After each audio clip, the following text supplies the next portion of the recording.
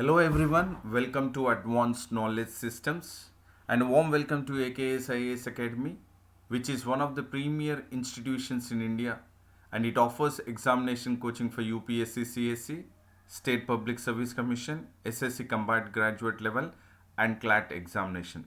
And about me, I am Sandeep Bhushan Tumala, and my credentials are I have 10 years of teaching experience for civil services.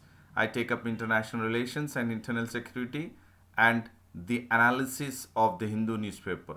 And this session is in regards to the DNA, that is daily news analysis of Hindu newspaper of today's, that is of 4th February 2021.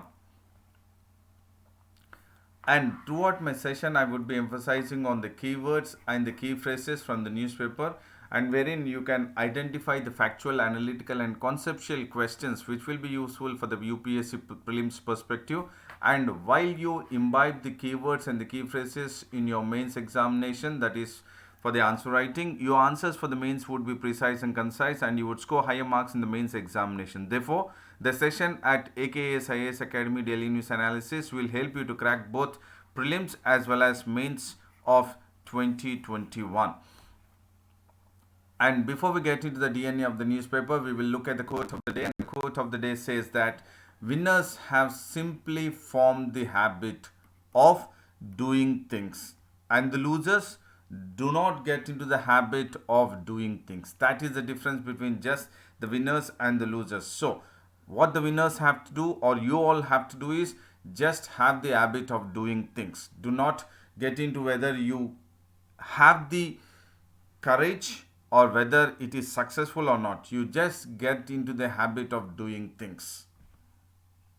And now we'll look into the DNA of the newspaper, and here the keyword what we would be focusing is the farmers genocide hashtag, and then we will be looking at the Twitter also. So here the government has given a notice to Twitter on the farmers genocide hashtag, and the union government has issued a notice to the Twitter that it should comply with the order of removal of content which is related to farmers genocide. So the union government has very categorically made to Twitter by a notice with an order of removal of content which are related to farmer genocide, and the center alleges that the material which was designed to spread the misinformation would definitely inflame passions and hatred, and the center has warned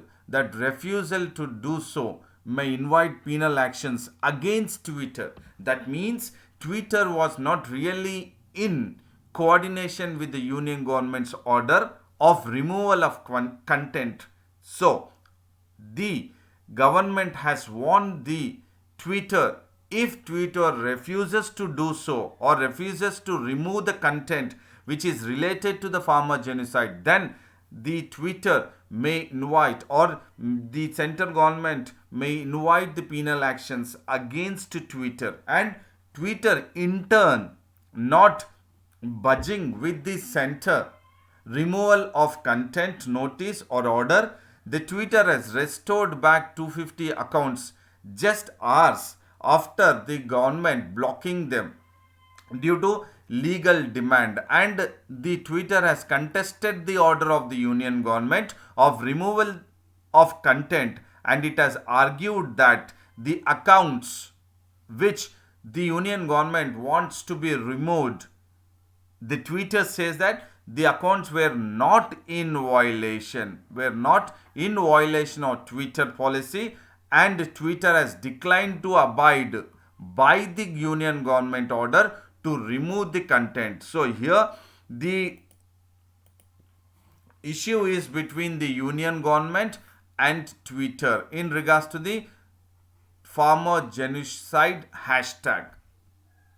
And the Ministry of Electronics and IT has also sent a notice to the US headquartered firm, and it says that Twitter is just an intermediary, and while Twitter is just an intermediary, it is obliged to follow the directions of the government, that is the Indian government.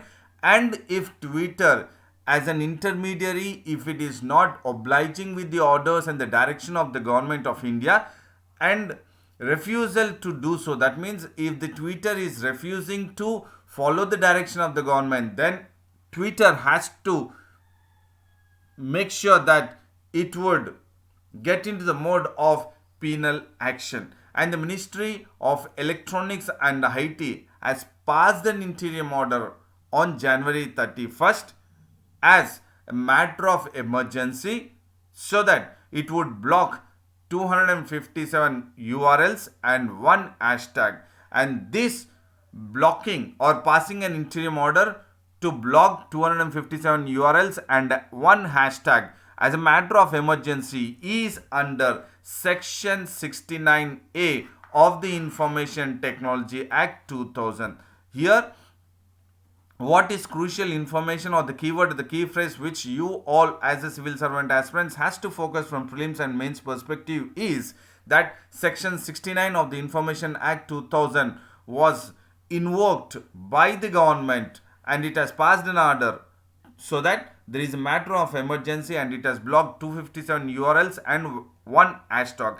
And the Ministry of Electronics and IT has gone ahead with on the ground that the information which is being spread is a misinformation about the protest, and this misinformation about the protest has the potential which would lead gradually to imminent violence, and this imminent violence which would be gradually led to would affect the public order situation in India. Thereby, the Ministry of Electronics and Information Technology has passed an interim order on January 31st as a matter of emergency under Section 69A of the Information Technology Act 2000 by blocking 257 URLs and one hashtag. And the Ministry of Electronics and Information Technology has also said that Section 69A of subclause 3, which is provided for specific penal consequences. Please do understand here the key phrase or the keyword, wherein under Section 69A it has passed an order as a matter of emergency blocking URLs and hashtag, and under Section 69A of subclause 3, which provides special penal consequences in case a non-compliance of the directions which is issued under 69A of the Act, then the 69A of subclause 3 would be invoked, and this has categorically made by the Ministry of Electronics and Information and Technology. This analysis of the news item is in regards to the information and technology, and here we are focusing on two sections wherein blocking of the URLs and the hashtags is under Section 69A of the Information Technology Act, and also we have looked at Section 69A of subclause 3, which provides a special penal consequences in case Twitter is not complying to the directions of the Union government order to block the Twitter or the hashtags, which is of farmers genocide. And there is another news which talks about a strict implementation of TRAI regulations, and here the Delhi High Court on February 3rd 2021 has ordered the TRAI, that is Telecom Regulatory Authority of India, to ensure complete and strict implementation of the regulations which has been issued by the TRAI in the year 2018 for curbing or to stop the unsolicited commercial communication. Here the keyword is unsolicited commercial communication. So unwanted or unwelcomed commercial communications have to be curbed by the regulations which is issued by the TRAI in the year 2018, and in turn the Delhi High Court has ordered the TRAI to ensure complete and strict implementation of the regulations. And the bench of the Delhi High Court, that is Chief Justice D.N. Patil and Justice Jyoti Singh has also directed, along with TRAI, it has directed telecom service providers and also including BSNL, Reliance Jio, Airtel and Vodafone, so that they ensure strict compliance with the TCC/PR 2018, which is issued by Telecom Regulatory Authority of India. So all these telecom service providers, that is BSNL, Reliance Jio, Airtel and Vodafone, have to be strictly ensuring to compliance with the telecom commercial communications customer preference regulations. So here we are looking into the customer preference regulations. What regulations? The TRAI has to look into the implementation of stricter compliance and complete regulations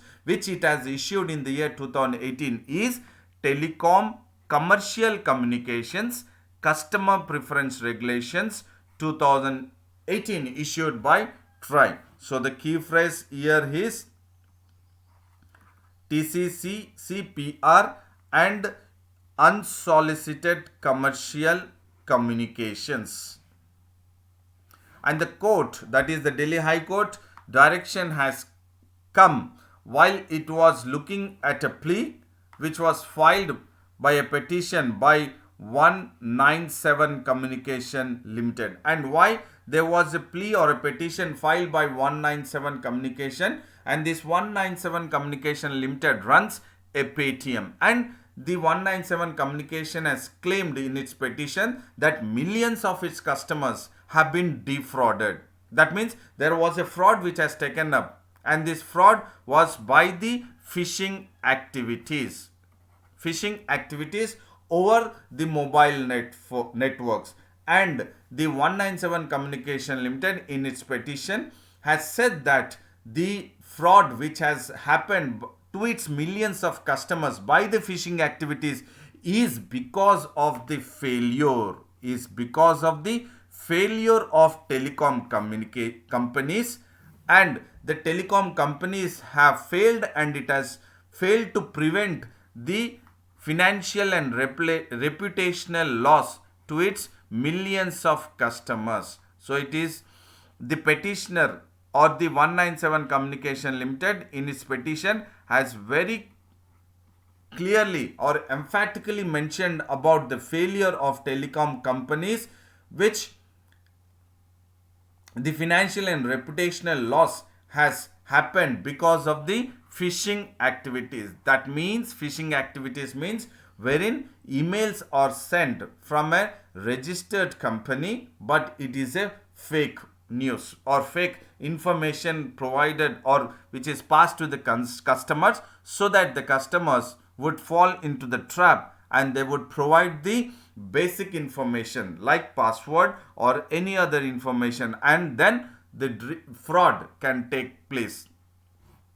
And the Paytm, that is 197 Communication Limited, has claimed that under the regulations, the telecom companies are required to verify purported telemarketers seeking registration. That means there has to be a registered telemarketers or RTMs, and that is the duty of the telecom companies before granting access to the customer data to the telemarketers, and it is called as registered telemarketers or RTMs are required to seek registrations, and that is the duty of the telecom companies to make sure that these telemarketers have access to the customers data, and the telecom companies should also take action immediately against the fraudulent registered telemarketers is the claim which is made by 197 Communication Limited. And this again is the information or the news is in regards to the information technology. We have looked at the keywords unsolicited commercial communication and telecom commercial communications customers preference regulations 2018. And now we will look at the another news which talks about the DNA. Here the keyword is DNA. And the retired Supreme Court judge, that is Justice Madan B. Lokar, has observed through a written submission to the Parliamentary Standing Committee on Science and Technology about the collection of DNA. And he says that allowing an investigating agencies to collect the DNA samples from suspects would, or as laid down by the DNA Technology Use and Application Regulation Bill 2019, will give the investigating agencies an unbridled power that the investigating agencies can easily have the capable of misuse and abuse of the DNA Technology Regulation Bill 2019, and by giving powers to the or allowing the investigating agencies to collect the DNA samples, it would also amount to threat to life, liberty, dignity and privacy of person. So this is the observation made by retired Supreme Court judge, that is Justice Madan B. Lokar, which he has submitted a written submission to the Parliamentary Standing Committee on Science and Technology. So the keyword here is Parliamentary Standing Committee on Science and Technology and the DNA Technology Use and Application Regulation Bill 2019, and which would amount to an unbridled power, and it would have a threat to life, liberty, dignity and privacy of a person, is the observation made by Justice Madan B. Lokar. And the bill, that is the DNA Technology Use and Application Regulation Bill 2019, aims to introduce the regulations of the entire process from collection of the DNA samples and up to the storage of the DNA samples by the DNA Technology Use and Application Regulation Bill 2019. And the preamble of the Bill 2019 DLA Bill says that, or it aims to provide the regulation of use and applications of DNA technology. What is DNA? That is deoxyribonucleic acid technology. The preamble of the DNA aims to provide the regulations of use and applications of the DNA technology. And this is that it would be for the purpose of that DNA technology is used for the purpose of establishing the identity of certain category of people or persons, which would include the victims, offenders, suspects, under trials, missing persons and also unknown deceased person. The importance of, or the aim to provide, or the aim of the bill is to provide the regulations of use and application for the purpose of establishing the identity of persons. And if you look at, there is a dissent note along with the retired Supreme Court judge, that is Madan B. Lokar. Even it is been dissented, that is the implementation of the DNA technology bill is being opposed by the AIMIM leader Asauddin Owaisi and also the CPI leader Bino Biswam, and saying that the bill would lead to targeting Muslims, Dalits and Adivasis. So here the point what we need to focus is in regards to the DNA bill, that is DNA Technology Use and Application Regulation Bill and the Parliamentary Standing Committee on Science and Technology.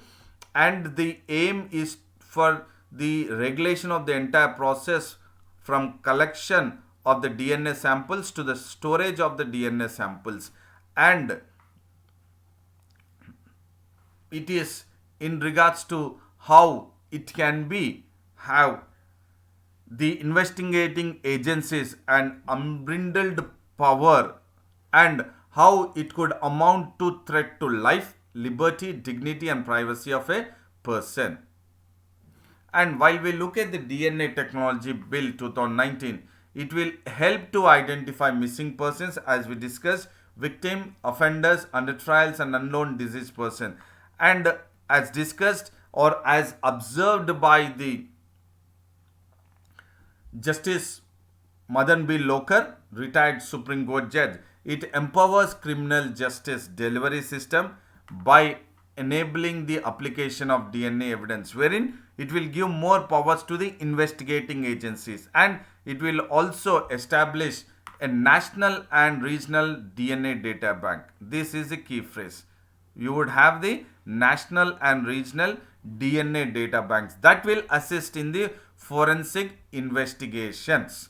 And this DNA Technology Regulation Bill 2019 also gives Philip, it adds value or adds wings to the development of uniform code of practices in the laboratories, all laboratories involved in the DNA testing. Here the keyword is uniform code of practices, developing or development of uniform code of practices which is involved in the DNA testing. So here we have spoken about providing more evidence, but there is a challenge to the DNA technology bill, that is evidence versus right to privacy.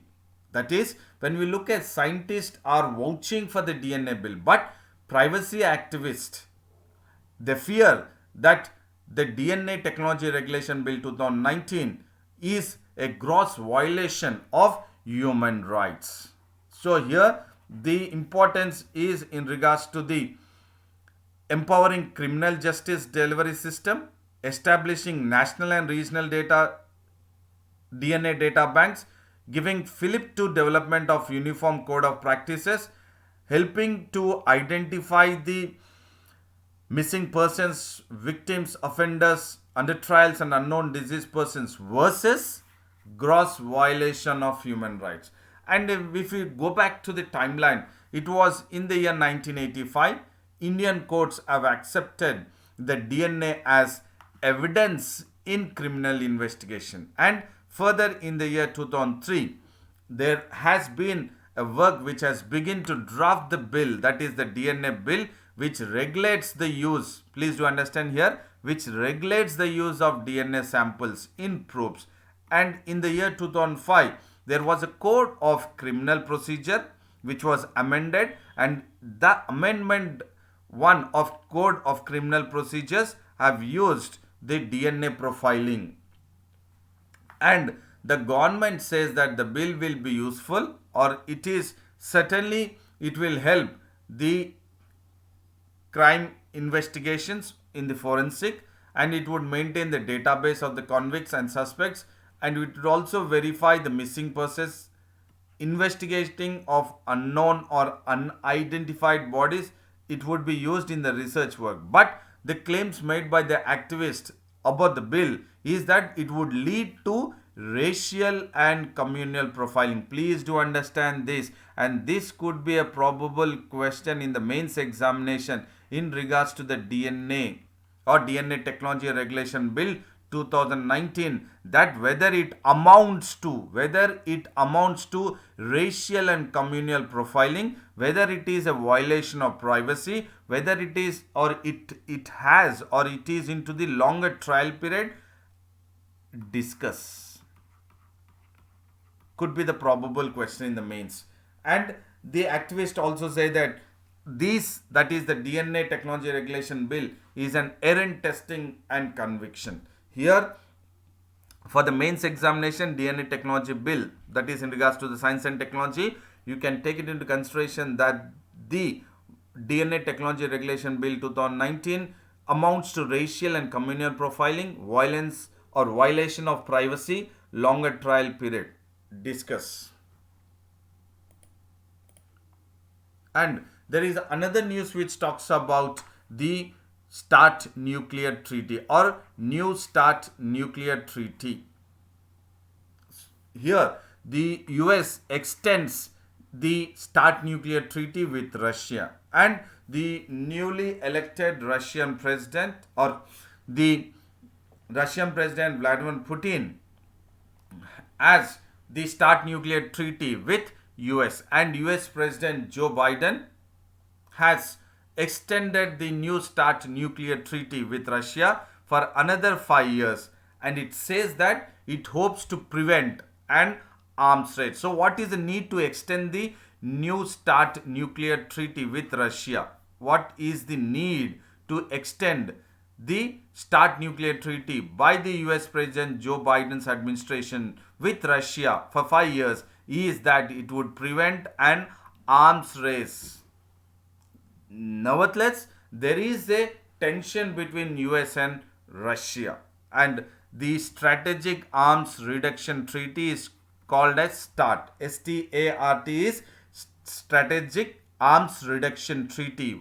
One was signed on July 31st, 1991 by the United States and Union or Soviet Union, then Soviet Union, to prevent an arms race. And the Secretary of State of United States, Anthony Blinken, has said that United States or Joe Biden's administration is committed to effective arms control, which by effective arms control through the New START nuclear treaty with Russia enhances stability, transparency, and predictability about reducing the risk of costly, dangerous arms races. So, here the US President Joe Biden's administration is clear about effective arms control by enhancing stability, transparency, and predictability through reducing the risk of costly and dangerous arms races. And the Russian President Vladimir Putin has signed the New START nuclear treaty. That means the treaty which was signed by the then President Barack Obama in the year 2010.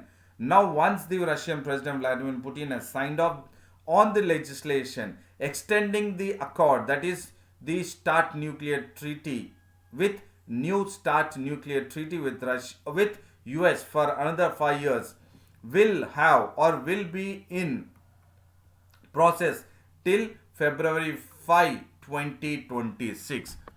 This is in regards to the international relations, in regards to the diplomacy between US and Russia. Disarmament. This is a concept in IR, disarmament of arms or disarming the arms. And there is another news which talks about the key credit challenge. This is a keyword. And key credit challenge has been mentioned by Moody's Investor Service, which is a rating agency, and it talks about what or how the union budget or India's union budget has focused on higher capital expenditure in its budget. It has focused on financial sector reforms, and it has focused on asset values. And all this focus in the union budget would certainly stimulate India's growth and would certainly also have stimulus to supply broad-based credit support. Here, Moody's Investor Services has spoken about the union budget, how it has taken into the reforms in regards to the capital expenditure, financial sector reforms, and asset sales. But it also talks about India's weak fiscal position, which India's weak fiscal position would remain a key credit challenge. So, which is the key credit challenge to India? As per Moody's Investor Services, it is India's weak fiscal position itself is a key credit challenge to India. In spite of India has come up with the union budget focusing on the higher capital expenditure, financial sector reforms, and asset sales to stimulate the growth and supply broad-based credit support. But the weak fiscal position of India would remain a credit challenge. And the budget, while it has projected to narrow the government or India's fiscal deficit to 6.8 of GDP in the year 2022, wherein right now in the year 2021 it is 9.5, and by 2025 government of India want to reduce it, the fiscal deficit, to 4.5 percentage.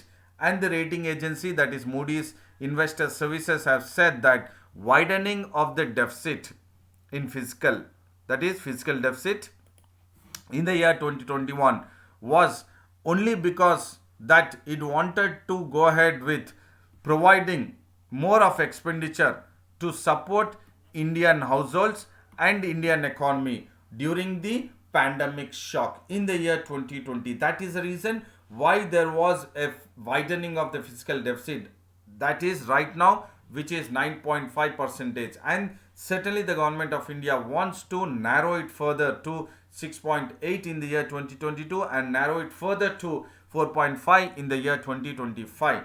Therefore, the emphasis made by the rating agency Moody's Investor Services is that the fiscal position of India itself remains as a key credit challenge.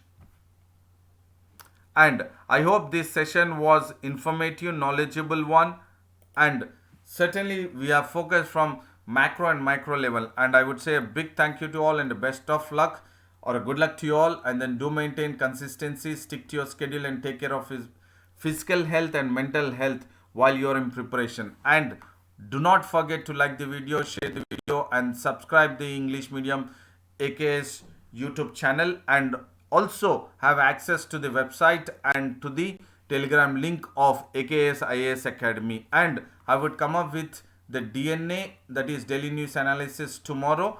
Till then, thank you, goodbye, and take care.